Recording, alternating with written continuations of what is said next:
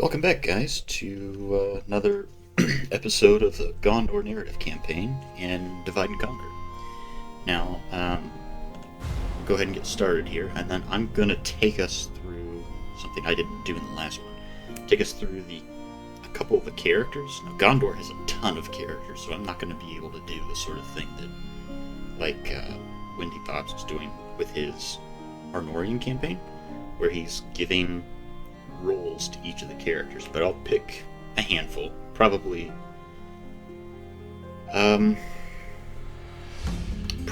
the characters I'll describe will be outside of the royal family, so to speak. So that's it's loading here. Okay. So hopefully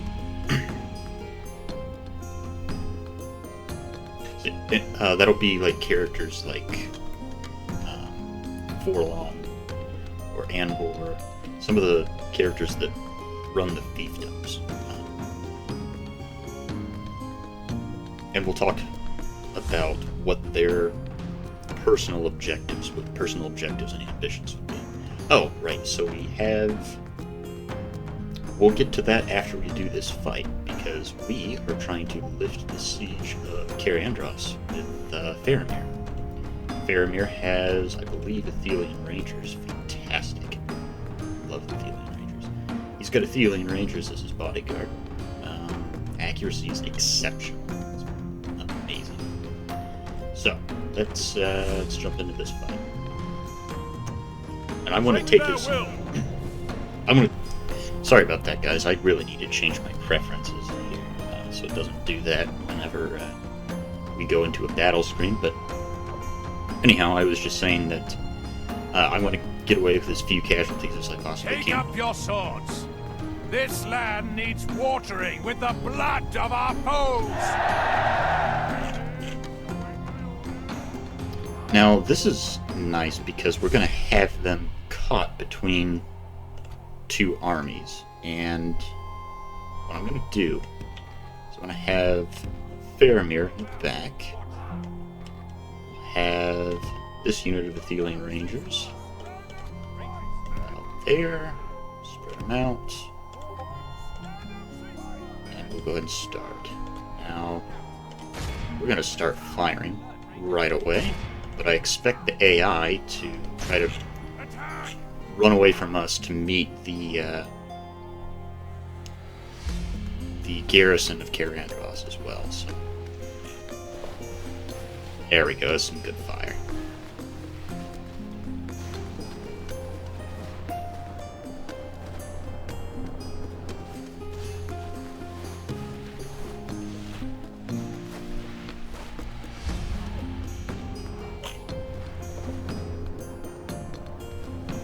They do have Moran and Guard, so and I don't know if Moran and Guard have armor piercing or not, so I'll have to keep track of them. In fact, I want to try to deal with them before they can do too much damage to our Carandros garrison, so let's go ahead and do that.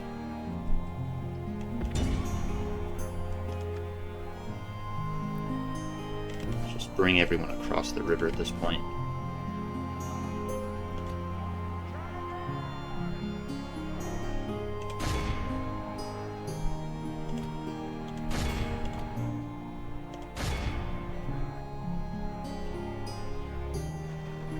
And we're kind of stacked on top of each other, but we'll get a good enough fire that I'm not too worried about it.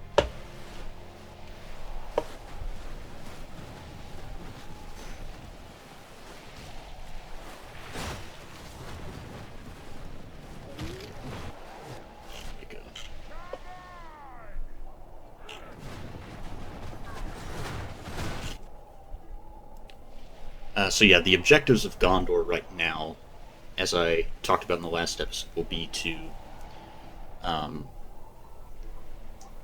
take the lands east of the Anduin and try to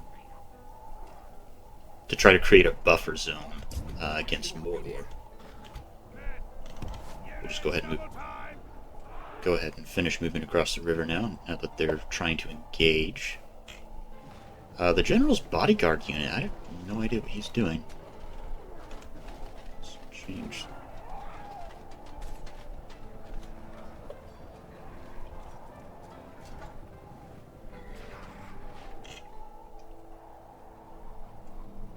Oh dear. Alright, we're gonna need to... These rangers need to get across the river as soon as possible. And then other goals, other objectives that Denethor and, well, that Denethor and the other rulers of Gondor will have is to kind of reestablish Gondor prior to the ascension of Eldacar to the throne. Not in the south, though. I'm not particularly interested in taking Umbar, but I would be interested in taking Harondor from Harad or Adonaian if Dol Amroth needed the help.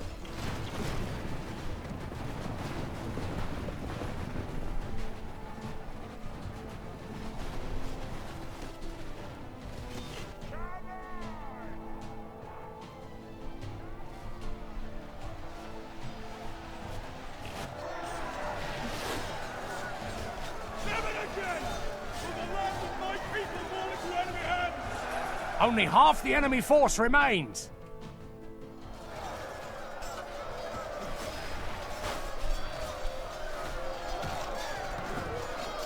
And I think a lot of my ranged, my staple ranged units will come from the Athelian Rangers. I really like Athelian Rangers in Divide and Conquer. And if I can figure out how they change the unit's accuracy, I will, which is a simple enough thing to look into. I'll probably make that one of the differentiating factors between.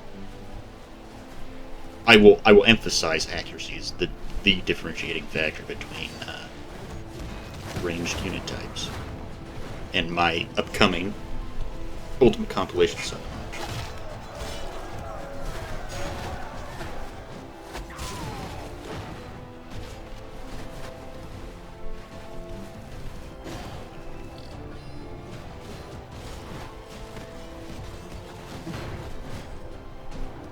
The enemy general flees like the coward he is. Press onward and break the spirit of his army. Let's not waste any more ammo on those Moran Guard. Let's actually... Yeah. And it looks like we're fighting them with Territorial Guardsmen. And yeah, I think we're about done. So... Siege of Kaer Andros has been lifted, and we will just go ahead and reinforce it with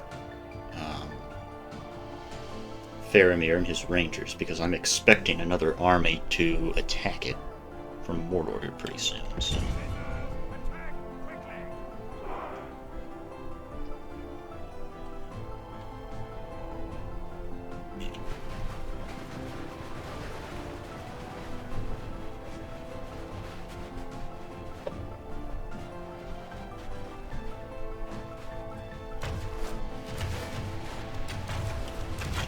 And here comes the storm of arrows.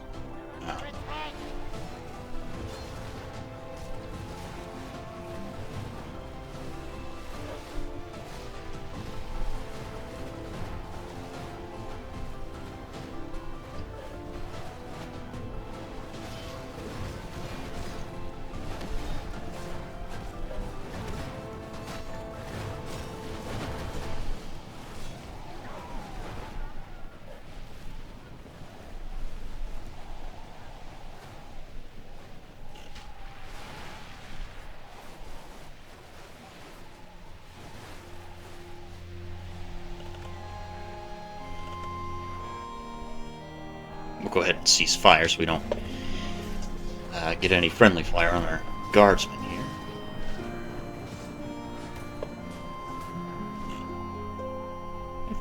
idea what they're doing.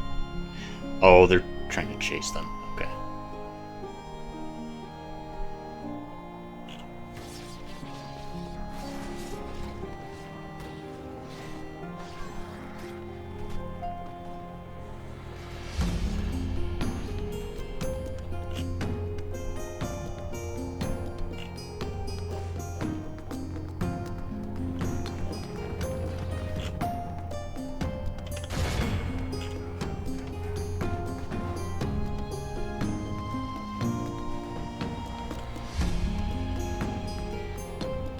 Of the AI, of Commander Huron,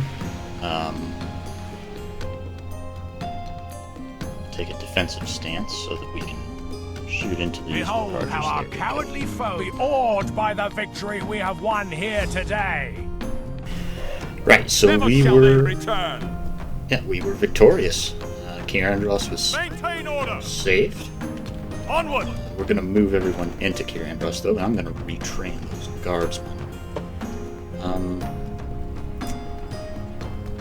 Militia? No, I think I'd rather have more swords of anything, but I can't really afford that right now. So we will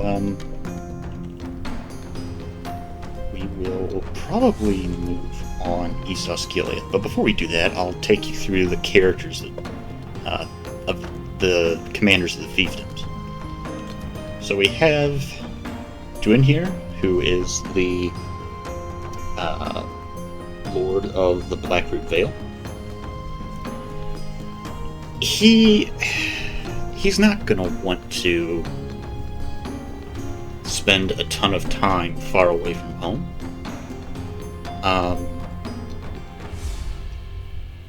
But I think he's probably concerned,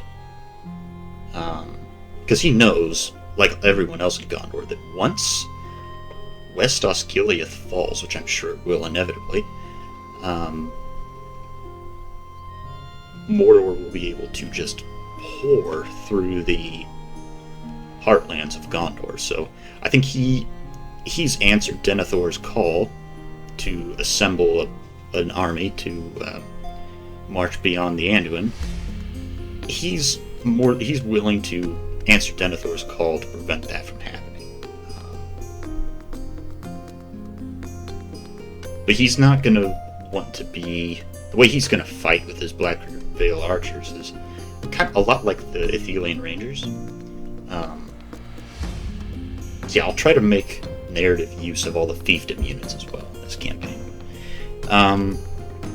In Brethil, we have the Lord Turlin.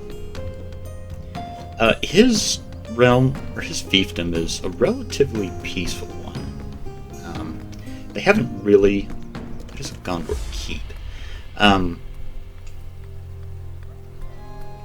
Previously, they have contributed quite a bit to Gondor's military, and they have a proud history of that.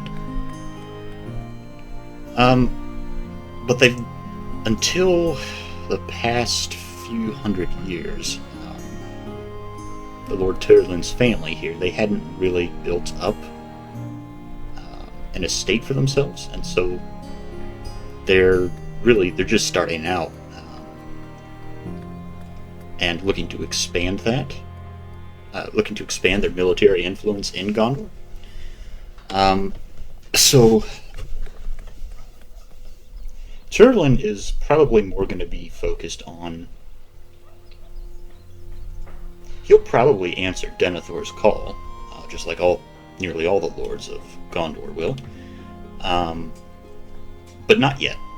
He wants to have...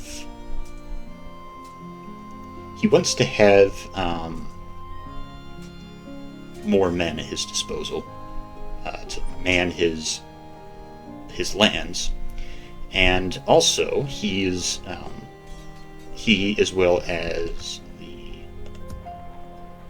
Lord Hanion of Vanwilland, they are really very close to Prince Adrahil and his soon-to-be successor Imrahil. I say soon-to-be; it'll probably be a while yet, but And the same is roughly true of the Lord Hannion. Being a coastal town, his primary objective is to see that the Anduin is kept open and is secure for the purposes of trade. His town is really actually just a breakaway from Pelargir.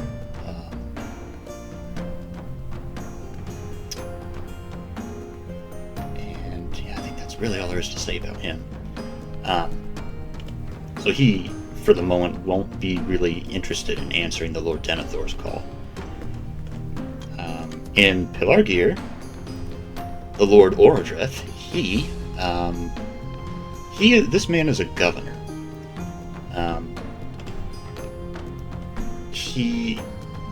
He's gonna have he's a governor, and so he's going to be interested in contributing to the economic and military infrastructure of Gondor. His thing is going to be training Marines primarily for Gondor's military, or for Gondor's invasion beyond the Anduin, and he's going to be doing everything he can to build up the economic infrastructure of Gondor's trade by sea primarily, but also by land. He'll be interested in building roads and upgrading his roads as soon as he can. So we'll go ahead, and I think he would be most interested in the Merchant's Wharf. Let's see what this does. Okay, so it gives us a little bit more income. Dockyard. Yeah, he'd be more interested in this first, in building a dockyard. But then after that, probably a Merchant's Wharf. Yeah, that's probably what I would guess.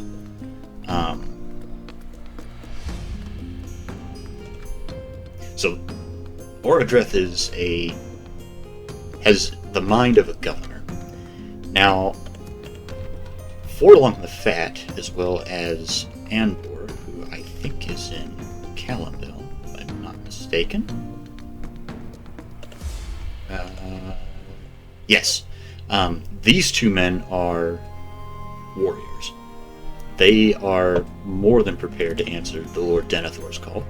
But at the moment, they're kind of attending to the duty they have in training Gondor's armies. So Forlong's going to be trying to pump out as many axemen of the Sarnik that he can, while Angbor is going to try to provide the more numerous clansmen of Lamedon at Calenville. In fact, he'll go ahead and train one now. But they're really going to be probably the biggest contributors to Gondor's military endeavors beyond the Anduin. And they'll probably be the single largest contributors to Gondor's military efforts among the fiefdoms. Saruland, Hirluin of Peneth Galen, he'll probably provide a token force of cavalry, but he's actually less worried about Gondor's exploits in the east, at wars in the east. He's more worried, along with some of the other lords here, such as Dinian. Yeah, Dinian. Yeah, Dinian. Okay, that's a tongue twister. So these two men are, as well as the governor of Lon Galen, Galaskil. They are mostly concerned with any potential invasion through the White Mountains, or, God forbid, from the area of Thuragrandos. Thuragrandos, sorry. I apparently have dyslexia. So yeah, they'll be concerned with the integrity of Gondor's western borders and any threat that would come through the White Mountains. In particular, of those three lords, the most powerful of which is Galaskel. He's probably at some point going to assemble a force to... In fact, Galen's making us negative funds, even at a high tax rate. That is incredibly frustrating. Okay, let's... They're going to need to build up their economic infrastructure. And Galaskel, a lot like Orodreth, he's more of a governor. Whereas Hirluin of Peneth Galen, he's kind of the warrior of the region. And so actually, Galaskel is one of the... he's going to be kind of the overall governor of Western Gondor, I think, narratively speaking. So he's going to be directing the financial and economic infrastructure, while Hirluin will probably lead an expeditionary force to take Cirith Ungol, and maybe Thera-Grondost. So anyhow, those are the characters, and that's kind of the lore, the narrative bit that I've got behind them. Who is Ethrin, actually? Dervorin, okay. And Etarnost. Eorthon? Eorthon, okay. Yeah, a lot of these lords are really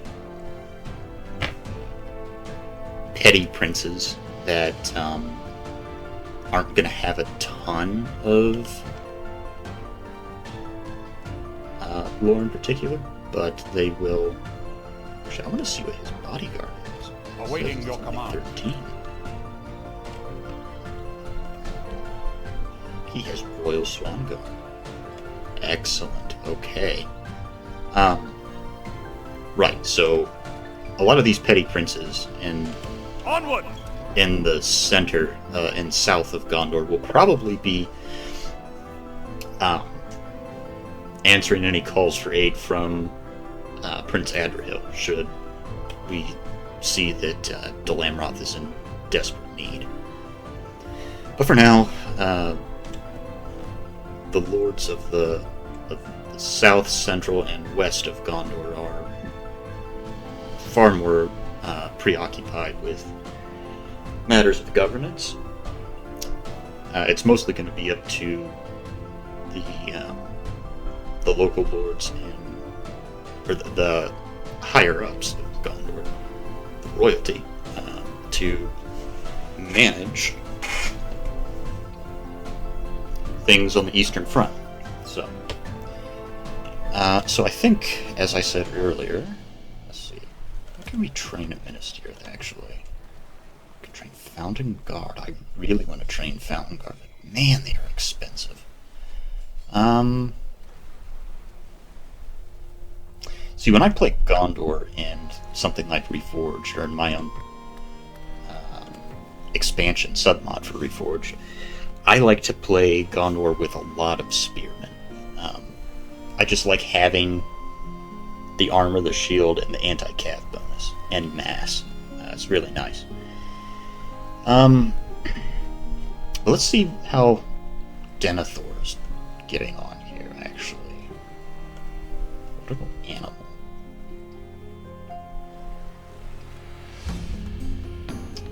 Interesting.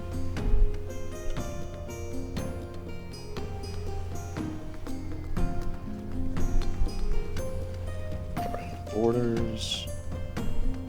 Okay, so yeah, the stone hasn't really come into effect yet. I mean, we are only in turn 4. I'll go ahead and put a Fountain Guard in the queue. Why not? We should have a gain in funds. Let's see. do we have left here? We have next to nothing useful. It's a bunch of orc trash. So I think Captain General Boromir is probably... Let's see, did we ever retrain these units? Let's retrain them. Then we have... I'd like to retrain some of these infantry. Those archers as well. Okay.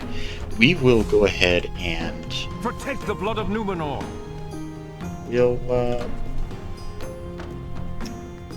We will lay siege to East Osgiliath. Slay them! Let us claim this field. Just kind of attack them preemptively, and I don't think we're gonna need... hopefully we won't need... we won't need any siege equipment. I don't think we do. What? Assail the enemies of Gondor! Oh. I can't... Assaulted, you don't have any units capable of attacking buildings. What? Oh, we have to... That's right. Okay, so we'll have to wait until next turn before we get that. So that's gonna... Man, that's gonna reduce our funds we'll get. Alright, well, let's go ahead. Turn.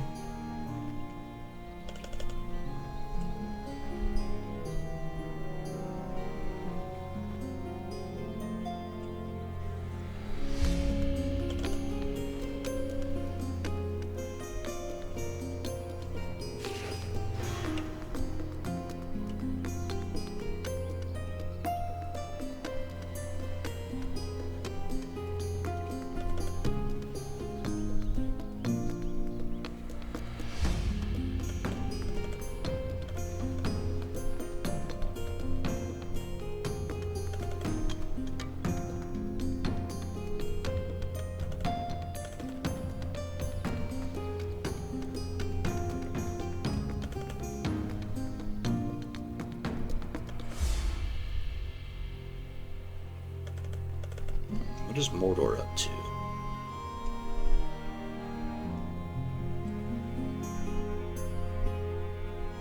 Looks like they're going for Osgiliath, so we'll have to take that from them, unless if the garrison defeats... Oh, we have Nazgul. Oh boy. Okay.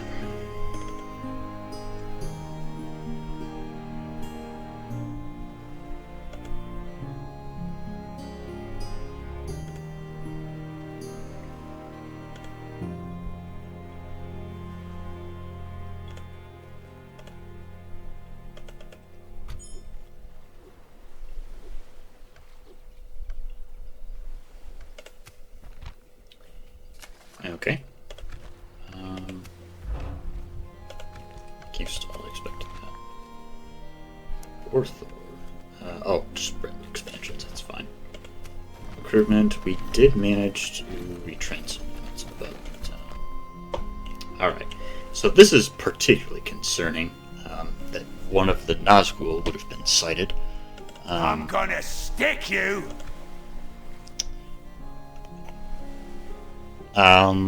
I think Boromir, people are really going to look to Boromir Awaiting your command. to lead Gondor against the Nazgul. I'm interested to see if the Mouth of Sauron is actually going to try to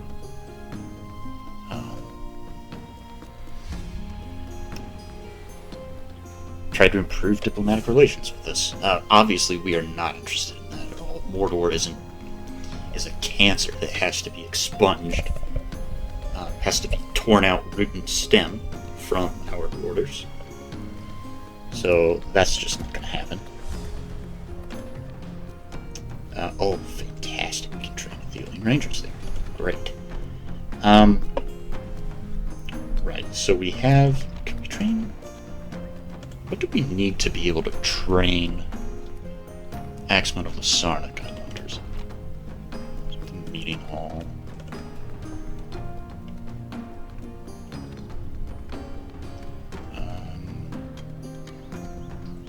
What would it be? Armory? I don't know, actually. How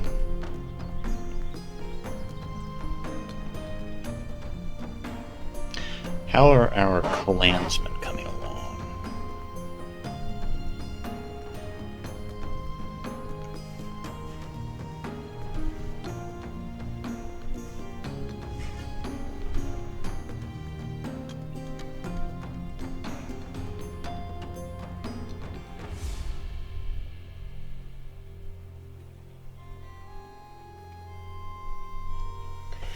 Sorry about that.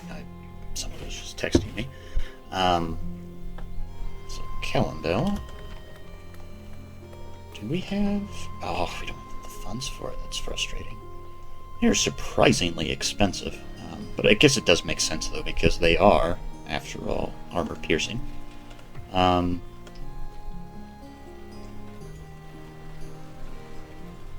Okay.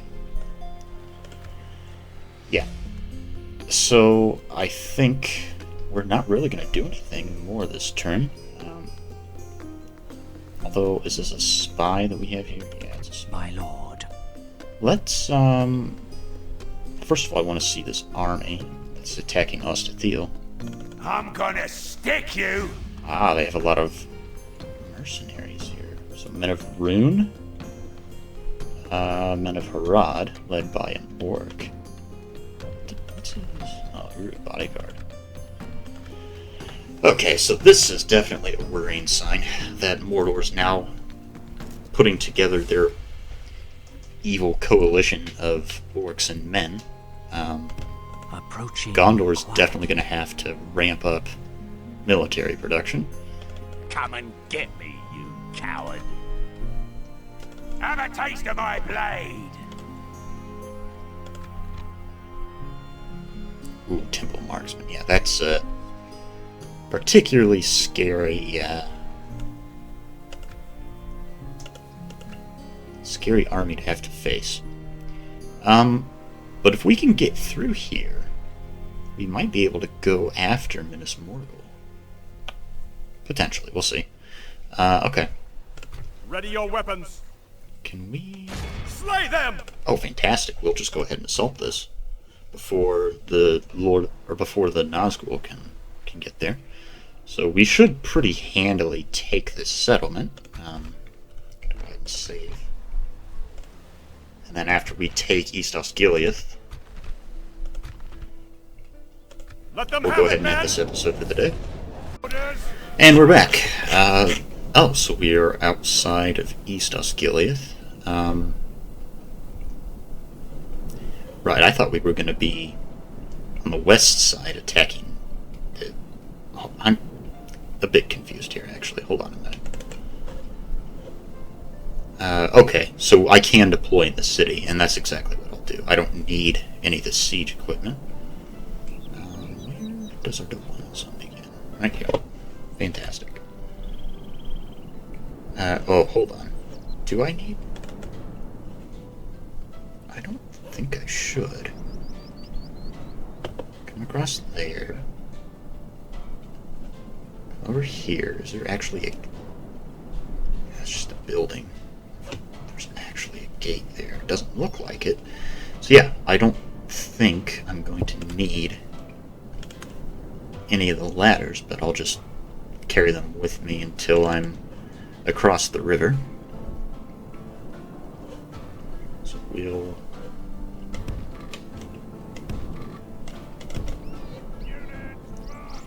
I think the gate... Oh, there's not a gate here either. There is in this version of the map of Osgiliath and Reforged, though. It's interesting. Alright. And I don't think that bridge works. Yeah, it doesn't. So, we'll just have to... let's see here. We will just have to march across the river.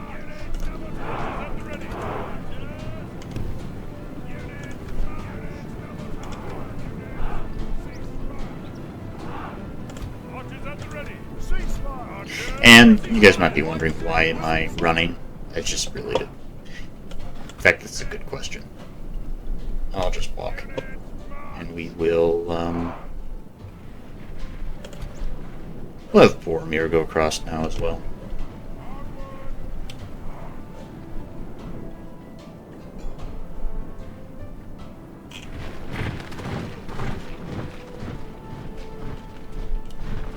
The Lord Boromir's Wardens of the White Tower.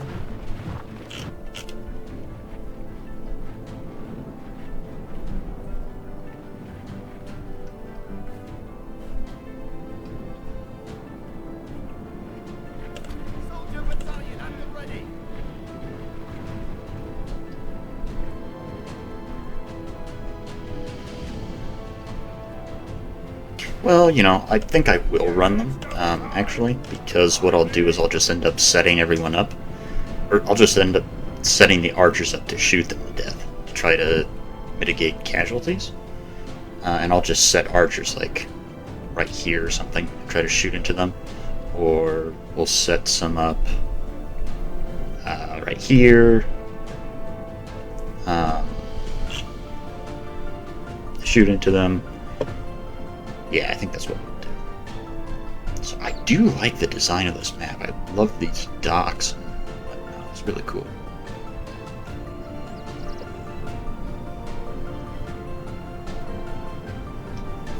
And I want to say that Boromir's bodyguard will just replenish, so I'll probably end up sending his bodyguard in to take the town center and finish them off.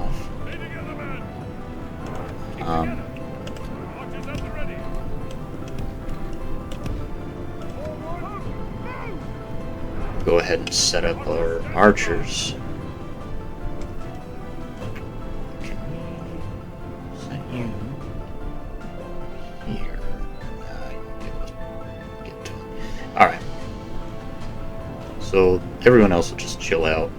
We can go ahead and drop the ladders.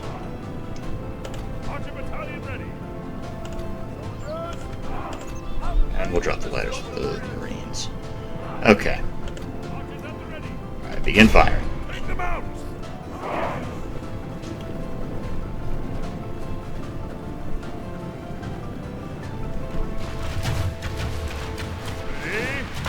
Fire!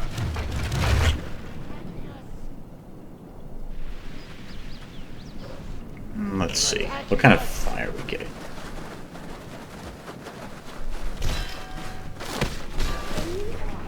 Yeah, kind of suboptimal, to be honest. Alright, so let's take them along with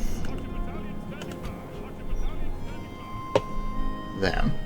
We will just line them up. Ah, come on. Come on, boys. And we'll take Boromir's unit.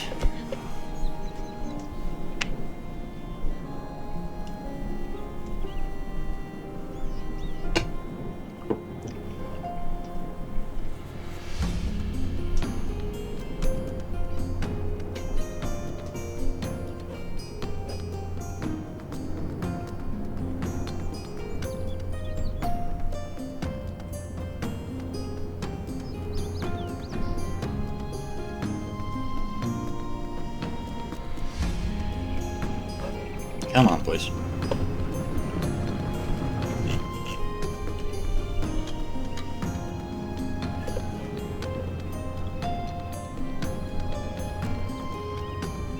Ah, how dare you, sir? Shoot me? That won't do it all. I have to shoot them.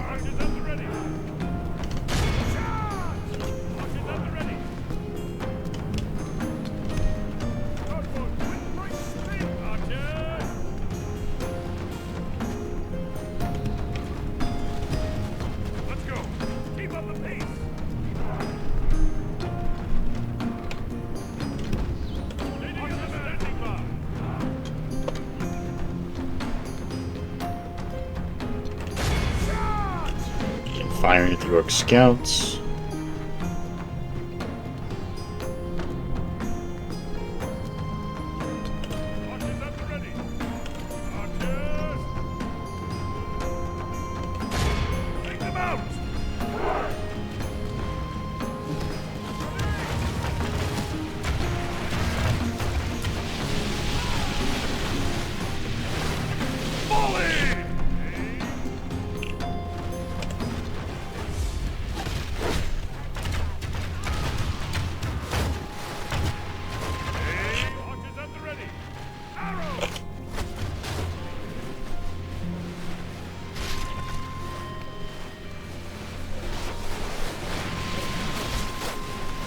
The officers look particularly intimidating, don't they?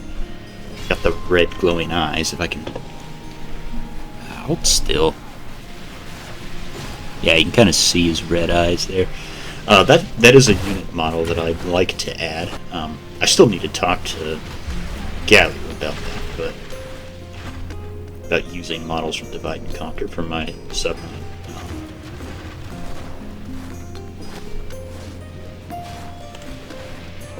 Also, I really want to be shooting these Orc Archers more so than I do the Orc Scouts. So we'll fire them at them.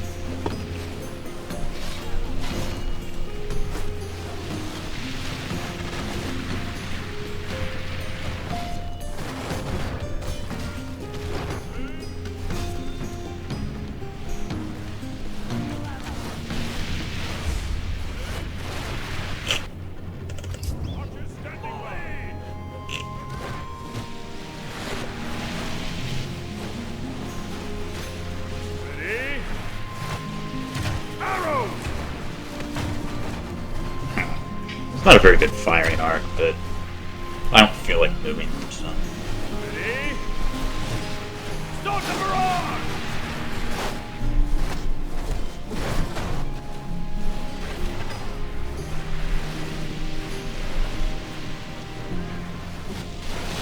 Start the barrage! Start the barrage! Ready? Start the barrage! Ready? Attack! Aim! Let them fly!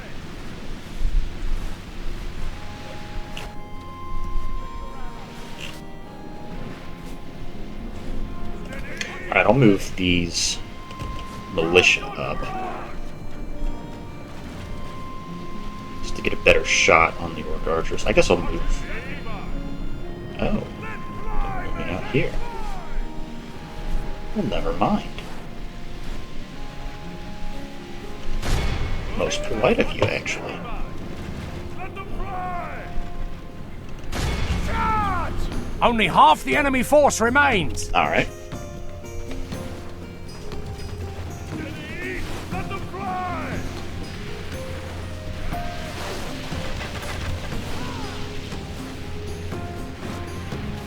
Volley! Ready? Ready?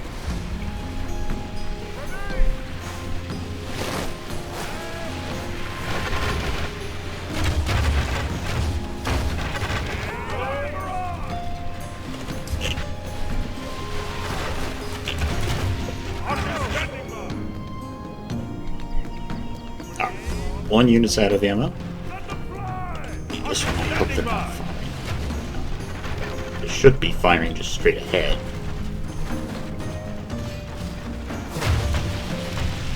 Ah, that's so frustrating. Okay. Cease firing. Archer battalion standing by.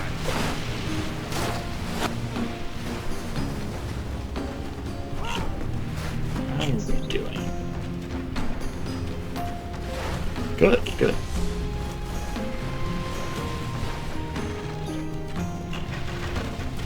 I'm gonna go ahead and move the,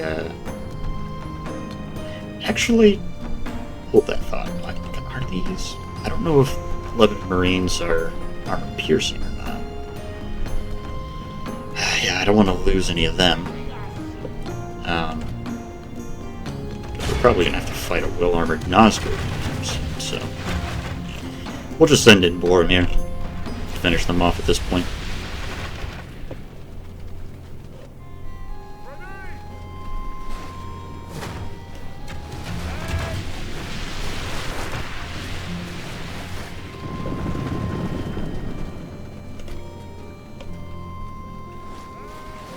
Alright, ceasefire.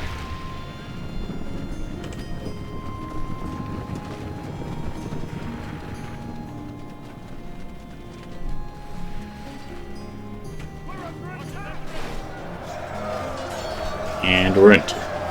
Here we go. We will cut them to pieces. No problem.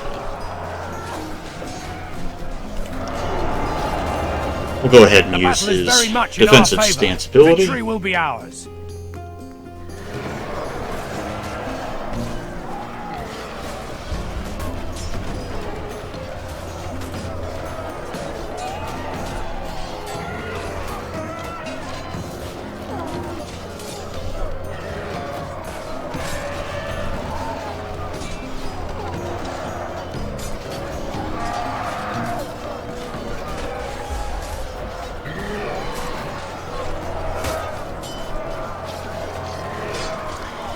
And we'll go ahead and just speed things up here.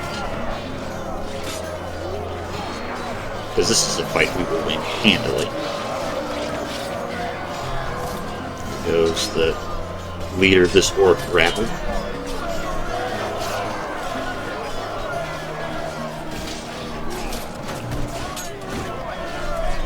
Our men are in command of the city!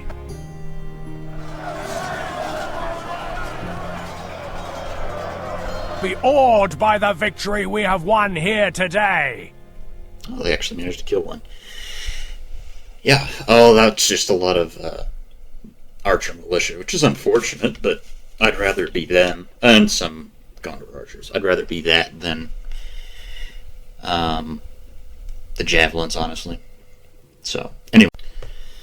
Alright, so, yeah, we've taken East Osgiliath, and we're just going to have to weather the storm here as best we can. But I trust that Boromir can do that. We have started training Fountain Guard, and we will. Let's see, are we training anything at Carandros? No, it doesn't look like it.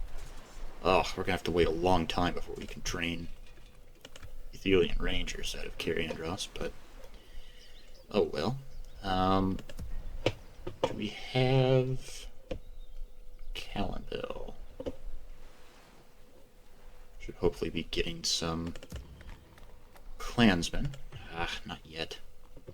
Darn. Okay. We may need to try to train clansmen elsewhere then, if Calenville's not going to be getting any funds. So let's cancel that and train them Tarnost. See if that does it. Of course, narratively, we would say they would be trained by Anbor there as well.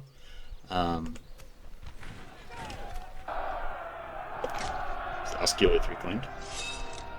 This city was once the jewel of our kingdom, a place of light and beauty and music, and so it shall be once more. Let the armies of Mordor know this. Never again will the land of my people fall into enemy hands. The city of Osgiliath has been reclaimed. For Gondor! For Gondor! For Gondor! For Gondor!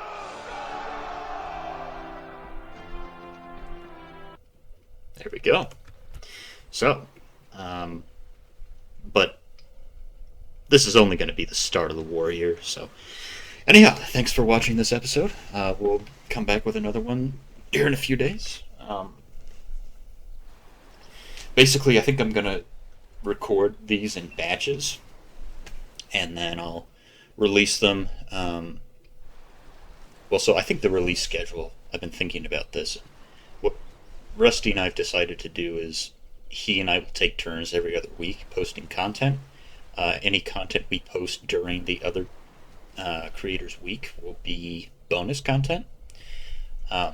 So either, depending on how intense school gets, I will either post the Divide and Conquer narrative campaign as bonus content, or I will use one of my weeks, and I will alternate my weeks to be Reforged and the submod for Reforged, and the other week, the next time I have a week, would be dedicated to Divide and Conquer. One of those two release methods will be used. I'm thinking probably just as bonus content. That's what I would like to be able to do. But yeah, we'll see. So anyhow, thanks again, guys. We'll catch you later.